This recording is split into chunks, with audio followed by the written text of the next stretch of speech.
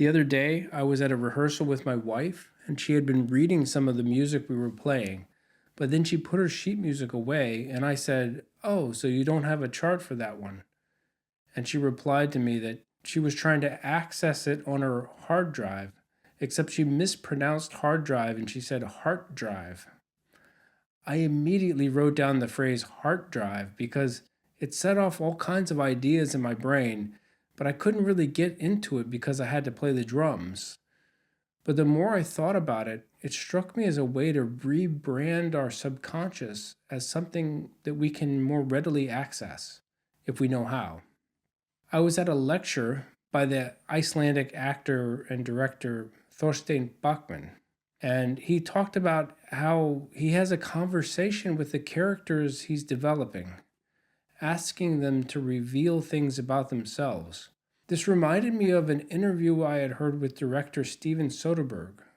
He also mentioned that he thinks creative things that we're working on speak to us. And I resonated with this because it's kind of how I feel as a composer. My music doesn't speak to me with words, though. When I'm really dialed in and the ideas are coming easily, I used to think it was something metaphysical, like having a direct line to the energy of the universe or something. And in a way, that's true, but these ideas aren't coming from a higher being or from outer space. These are fragments of memories and remnants of things that I've experienced, chopped up and recombined. When they might feel like new ideas, they all have their roots in something from my past. But they're stored in my heart drive, which, all right, before I get carried away, let me just say that with my limited scientific and medical knowledge, I know that the brain is where memories are stored. But when we talk about the nervous system, feelings and emotion, that's really a full body system. And okay, look, I'm not a scientist, but the idea of having a heart drive really speaks to me. When we create, a large part of our work is conjuring feelings in people and in ourselves. And those heartfelt emotions are intertwined with memories. When we feel like the work is speaking to us, I think we're really accessing our heart drive or subconscious. We're tapping into our feelings and memories, but in a way that shuffles them up and deals us a hand that we don't immediately recognize. It feels like it's coming from somewhere else, from someone else. But we are connected to the universe. Our senses filter our experience of the world in a unique way, and the relationship we have with others are also unique to us. No one else has exactly the same selection of people in their life. And so we also hear their stories and share in their ups and downs in life. All of that is also stored on our hard drive. So each of us has this rich data bank that we can draw on. The only thing is learning how to access it. So here are 5 things that can help us access our hard drives. The first thing I'm going to suggest might sound counterintuitive, but don't try. Don't try to access your hard drive.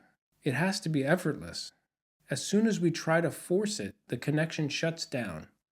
So don't think of it like something we have to do, but more of a process that we allow.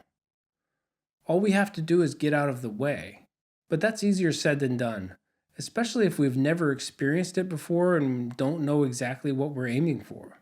You know what it feels like when you're laying in bed trying to fall asleep, but maybe you had caffeine too late in the day, or you spent too much time looking at screens, or for whatever reason you just can't fall asleep?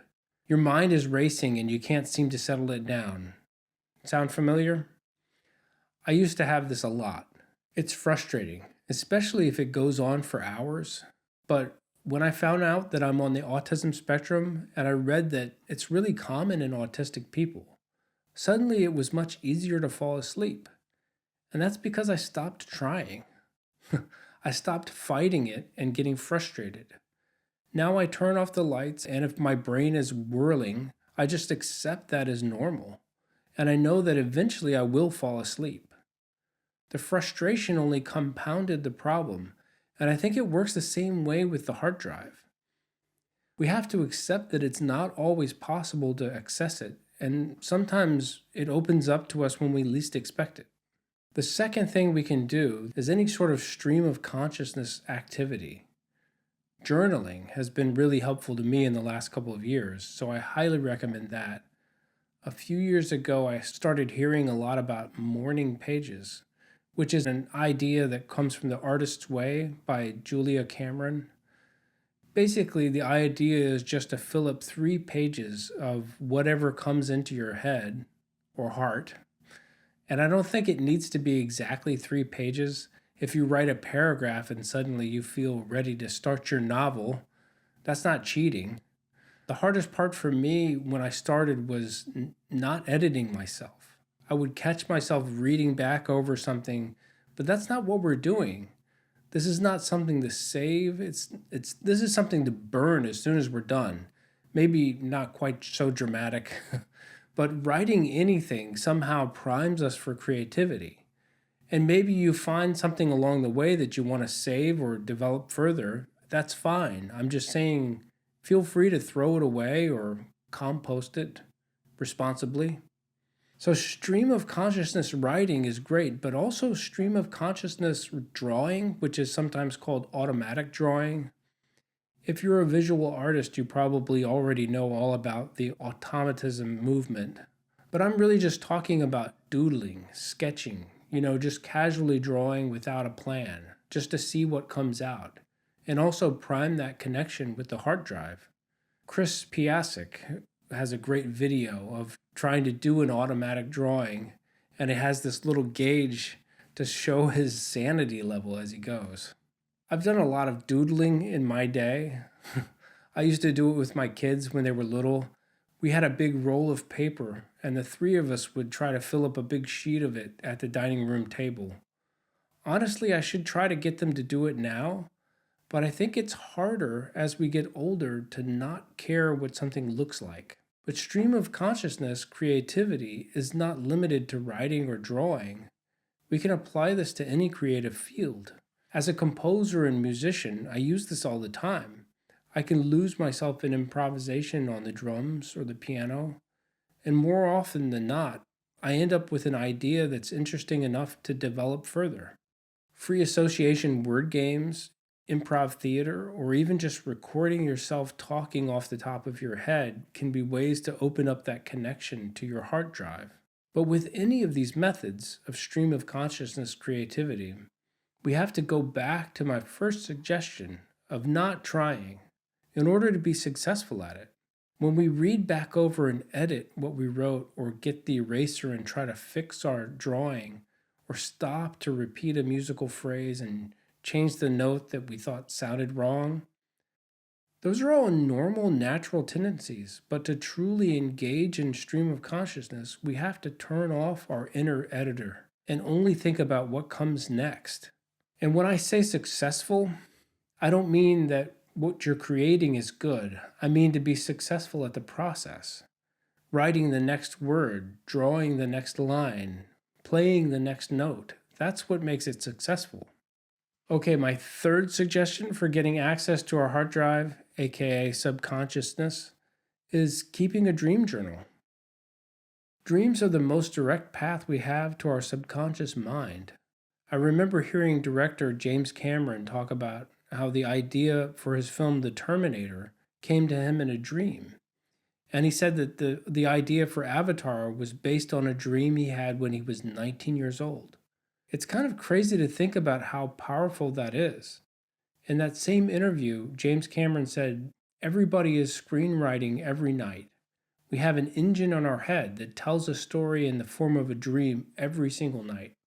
A lot of people have a hard time remembering their dreams. As soon as they wake up, the memory starts to fade. So having somewhere to immediately write them down is a way to preserve them.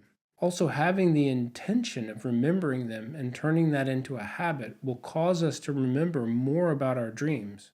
Once your brain gets the message that this is important information, it will try to hold on to it longer. On a personal note, I also had an experience waking up from a dream when I was 19. I didn't turn it into a blockbuster movie, but I did get a tune out of it. I dreamed that a trumpet player who was a mentor to me was showing me a set of chord changes and explaining how the voice leading worked in the harmony. When I woke up, I wrote it down and immediately heard a melody line. So give it a shot. Dream journaling. You never know what amazing ideas you might be having as you snooze. Number 4 is having quiet time, which is a form of sensory deprivation in a way. There are varying degrees of this that we can try, from retreating into a quiet room all the way up to a sensory deprivation tank. I've personally never tried this. I'm curious about it. I've heard good things. Meditation also falls under the quiet time umbrella. But even just sitting down, switching off our devices, and being alone with our thoughts is going to help open up the connection to our heart drive. Going for quiet walks is also great for this, which intersects with number 5 on the list, but more about that in a moment. When we stop feeling like we need to react to the various stimuli that comes at us all day, every day, our mind will eventually find a state beyond boredom, beyond anxiety. The creativity that lies on the other side of that bridge is more reflective of who we really are than something made under the pressure of deadlines or expectations from our ego. And the 5th way we can help open that connection to our heart drive is movement. It sounds almost too simple, but just moving our bodies will shift our mental state. This could be through dance or yoga, or even just taking a walk. Any kind of physical movement will stimulate extra blood flow to the brain, which is never a bad thing. But rhythmic movement has been shown to especially activate parts of the brain linked to creativity and emotion. So I felt lucky to be a drummer when I heard that.